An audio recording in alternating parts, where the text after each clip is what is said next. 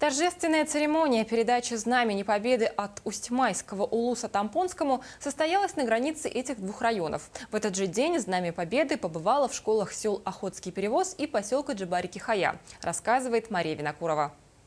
Торжественная церемония передачи Знамени Победы от Усть-Майского района Тампонскому Улусу состоялась на границе этих двух районов.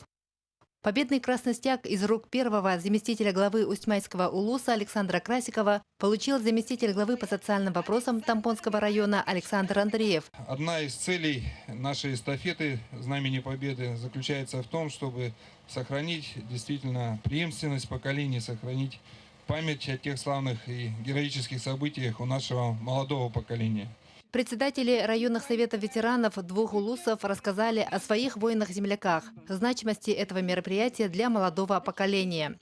Сегодня в Тампонском районе проживает 4 участника Великой Отечественной войны, 111 ветеранов тыла и 16 вдов участников войны. В этот же день Знамя Победы побывало в школах села Охотский Перевоз и поселка Джибарики-Хая.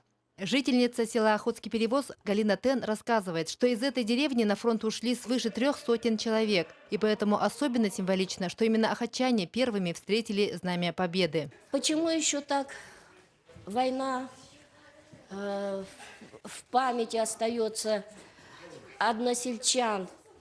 Потому что в селе до сих пор живут потомки, дочери, сыновья, внуки и правнуки тех людей, имена которых высечены на нашем обелиске. В Тампонском районе символ Победы пробудет в течение 5 дней. В каждом поселении и образовательном учреждении состоятся торжественные церемонии встречи Знамени Победы, тематические мероприятия, уроки мужества. 5 марта на границе Тампонского и Аймиконского районов Знамя Победы будет торжественно передано соседям-аймиконцам. Мария Винокурова, Джилсан Толстяков, НВК Саха, Хандыга.